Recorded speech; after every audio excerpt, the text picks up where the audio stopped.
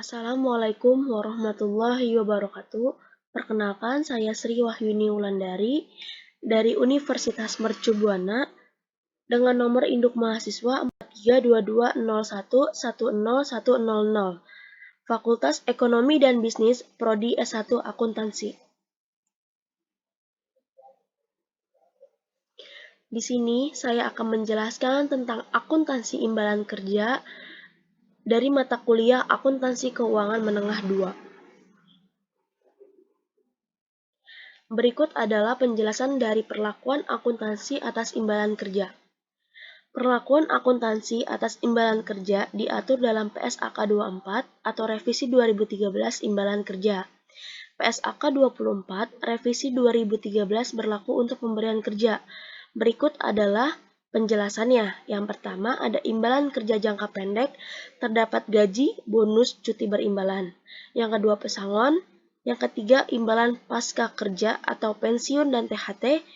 Kemudian yang keempat ada imbalan kerja jangka panjang lainnya atau cuti berimbalan jangka panjang, imbalan cacat permanen. Kemudian di sini ada ruang lingkup dari imbalan kerja. Imbalan kerja terdapat dari imbalan kerja jangka pendek yang terdapat dalam imbalan jangka pendek absen atau bagi hasil atau bonus. Yang kedua ada pesangon, yang ketiga ada imbalan pasca kerja yang terdapat kontribusi pasti dan manfaat pasti. Kemudian ada imbalan kerja jangka panjang lainnya.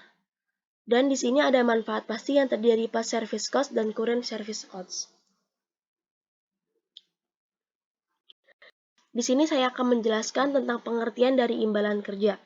Imbalan kerja adalah imbalan yang diberikan kepada pekerja atau jasa yang telah dilakukan. Imbalan diakui secara aktual pada saat pekerja telah memberikan jasanya. Imbalan yang diberikan dapat berupa gaji atau bentuk fasilitas seperti kendaraan, rumah, fasilitas kesehatan, dan asuransi.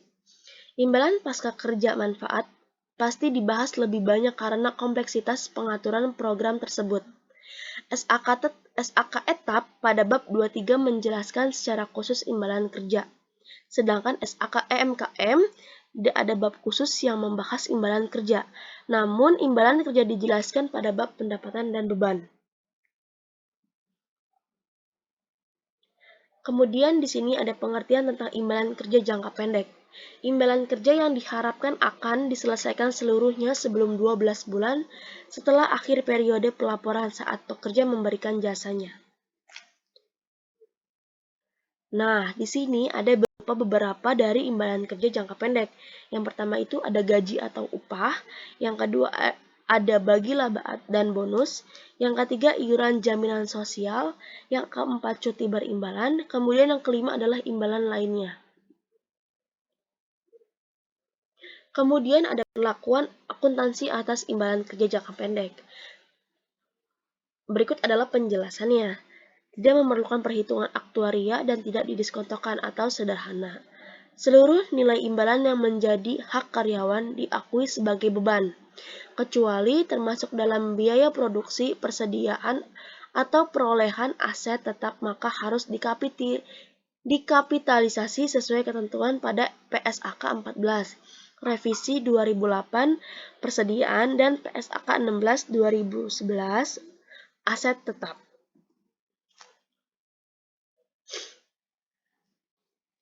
Kemudian di sini ada masing-masing penjelasan dalam imbalan kerja jangka pendek. Yang pertama itu adalah cuti berimbalan. Cuti berimbalan adalah hak cuti yang memberikan kompensasi berupa imbalan. Cuti berimbalan ada yang diakumulasikan dan ada yang tidak diakumulasikan atau tidak diakui saat cuti terjadi. Bagi laba dan bonus, terdapat kewajiban hukum dan kewajiban konstruktif atas pembayaran beban sebagai akibat dari masa lalu. Kewajiban tersebut dapat diestimasi secara handal. Kewajiban konstruktif dapat timbul berdasarkan kebiasaan yang dilakukan perusahaan di masa lalu. Jika perusahaan tidak mempunyai alternatif realistis lainnya kecuali melakukan pembayaran, maka bagi laba dan bonus diakui sebagai liabilitas sebesar jumlah yang belum dibayar. Kemudian definisi apa sih? Definisi kewajiban hukum serta kewajiban konstruktif. Kewajiban hukum adalah didasarkan pada suatu ketentuan hukum. Contohnya, kontrak kerja antara perusahaan dan karyawan. Kemudian ada Undang-Undang Ketenagakerjaan Nomor 13 Tahun 2003, yaitu hukum yang mengikat perusahaan dan karyawan. Kemudian, kewajiban konstruktif adalah berdasarkan praktik baku masa lalu dan menimbulkan ekspektasi kuat bahwa entitas akan melaksanakan tanggung jawab tersebut. Kemudian di sini ada pesangon. Pesangon adalah imbalan yang terutang akibat PKK atau pemutusan kontrak kerja, baik yang berasal dari keputusan perusahaan atau diberhentikan, atau keputusan karyawan atas tawaran perusahaan atau sukarela. Kemudian perlakuan akuntansi atas pesangon terdiri dari dua bagian. Yang pertama itu ada ketika penawaran atas imbalan tersebut tidak dapat ditarik kembali. Yang kedua, ketika biaya-biaya terkait restrukturisasi telah diakui sesuai PSAK 57. Revisi 2009, Provisi Liabilitas Kontingensi dan Aset Kontingensi.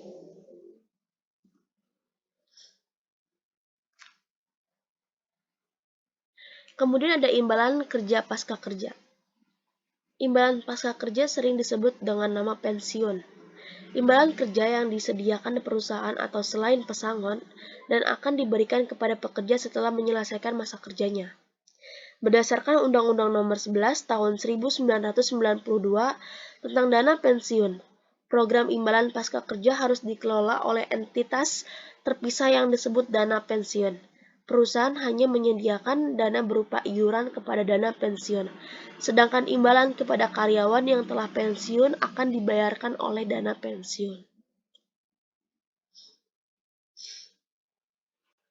Kemudian ada program imbalan pasca kerja, terdiri dari dua bagian. Yang pertama adalah program iuran pasti, yang kedua adalah program imbalan pasti. Di sini saya akan membahas tentang dua pengertian tersebut. Yang pertama adalah program iuran pasti. Program iuran pasti yaitu pemberi kerja membayar iuran sebesar jumlah yang sudah ditetapkan pada dana pensiun. Pada program iuran pasti, pemberi kerja tidak memiliki kewajiban hukum atau kewajiban konstruktif untuk membayar iuran lebih lanjut jika dana pensiun tidak memiliki aset yang cukup untuk membayar seluruh imbalan kerja terkait dengan jasa yang diberikan oleh pekerja pada periode berjalan dan periode sebelumnya. Yang kedua adalah program imbalan pasti. Program imbalan pasti yaitu pemberi kerja wajib membayar sesuai dengan imbalan yang disepakati akan diterima pekerja saat selesai masa kerja nanti. Oleh karena itu, pemberi kerja memiliki kewajiban hukum atau kewajiban konstruktif untuk membayar iuran lebih lanjut jika dana pensiun tidak memiliki aset atau dana yang cukup untuk membayar seluruh imbalan kerja sebesar nilai yang telah disepakati. Dengan kata lain, memberi kerja harus menanggung resiko atas kekurangan dana tersebut. Perlakuan akuntansi atas program imbalan pasti, yaitu membutuhkan adanya asumsi aktuaria untuk mengukur beban dan liabilitas yang harus diakui, serta kemungkinan menimbulkan keuntungan dan kerugian aktuarial. Di sini ada beberapa contoh dari perlakuan akuntansi atas program imbalan pasti. Yang pertama ada untung. Untung adalah ketika kewajiban imbalan pasti tersebut menjadi lebih rendah dari perhitungan aktuaria terkini atau ketika hasil investasi aset program lebih tinggi dari yang diharapkan. Kemudian ada rugi.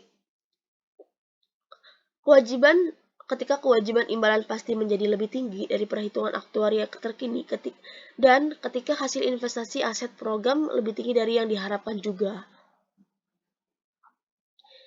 Di sini saya akan menjelaskan tentang kewajiban imbalan pasti serta aset programnya. Kewajiban imbalan pasti itu imbalan yang akan dibayarkan di masa depan atau jasa pekerja periode berjalan dan periode lalu. Kewajiban masa depan tersebut diukur pada tanggal pelaporan sebesar nilai kini atau present value, menggunakan tingkat diskonto yang disebut nilai kini kewajiban imbalan pasti atau NKKIP. Faktor-faktor yang mempengaruhi terdiri dari 3. Yang pertama itu ada biaya jasa, biaya jasa kini, biaya jasa lalu, keuntungan atau kerugian atas settlement. Yang kedua ada biaya bunga, yang ketiga ada pengukuran kembali. Kemudian aset program. Aset program adalah dana yang disediakan untuk membayar kewajiban imbalan pasti. Aset program diukur pada tanggal pelaporan sebesar nilai wajar atau fair value. Disebut dengan nilai wajar aset program atau NWAP. Faktor-faktor yang mempengaruhi dari wajar aset program ini adalah ada 3 bagian. Yang pertama ada pendapatan bunga. Yang kedua ada iuran dan penarikan atau penarikan. Yang ketiga pengukuran kembali atau remeasurement. Kemudian ada imbalan kerja jangka panjang lainnya. Imbalan jangka kerja lainnya yaitu imbalan kerja atau selain imbalan pasca kerja dan pesangon yang jatuh tempo lebih dari 12 bulan setelah akhir periode pelaporan saat pekerja memberikan jasanya. Imbalan kerja jangka panjang lainnya yaitu meliputi yang pertama adalah cuti berimbalan jangka panjang, 2 imbalan cacat permanen, 3 cuti sabatikal, 4 jubil. Yang kelima adalah bonus dan kompensasi lainnya yang dibayarkan lebih dari 12 bulan sejak akhir periode pelaporan. Ciri-cirinya adalah dibayarkan kepada pekerja selagi dia masih bekerja. Seperti itu ya. Kemudian di sini saya akan menjelaskan tentang dari masing-masing dari pemberi kerja, program iuran pasti, dan program imbalan pasti. Kalau pemberi kerja itu ada iuran, dana pensiun, imbalan baru pekerja. Kalau program iuran pasti itu pasti, aset program tidak pasti, pensiunan. Kemudian ada program imbalan pasti yang tidak pasti, aset program pasti tapi pemberi kerja. Kemudian di sini ada perbandingan program iuran pasti dengan program imbalan pasti. Yang tentang yang program iuran pasti menurut besaran iuran dia tetap atau ditentukan. Kemudian kalau di program imbalan pasti dia sama dengan program iuran pasti juga, yaitu tetap ditentukan juga. Kemudian ada besaran imbalan. Menurut program iuran pasti itu ditentukan, dan program imbalan pasti juga sama dengan program iuran pasti, yaitu ditentukan. Kemudian ada kewajiban entitas. Kalau program iuran pasti tergantung kepada iuran yang disepakati. Kemudian kalau program imbalan pasti itu sama dengan program iuran pasti juga ya, tergantung kepada iuran yang disepakati juga. Kalau resiko aktuarial itu ditanggung oleh pekerja atau pensiunan. Kalau program imbalan pasti ditanggung oleh pemberi kerja, itu entitas. Kemudian risiko untuk program iuran pasti ditanggung oleh pekerja atau pensiunan. Kemudian kalau program imbalan pasti ditanggung oleh pemberi kerja atau entitas. Dia sama dengan risiko aktuarial ya, masing-masing perbedaannya. Kemudian ada imbalan kerja jangka panjang lainnya.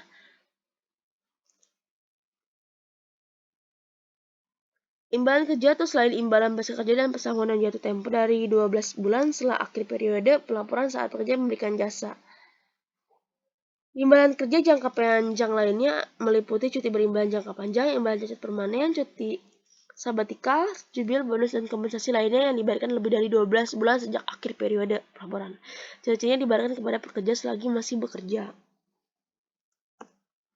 Program imbalan kerja jangka panjang lainnya. Untuk imbalan kerja jangka panjang lainnya, perusahaan menghitung total nilai neto dari jumlah berikut. Yang pertama ada biaya jasa, kedua biaya bunga neto atas liabilitas atau aset, imbalan pasti neto. Yang ketiga pengukuran kembali dari liabilitas atau aset, imbalan pasti neto. Nilai neto tersebut diakui dalam laba rugi, kecuali jika terdapat SAK lain yang mensyaratkan atau mengizinkan jumlah tersebut termasuk dalam biaya perolehan aset.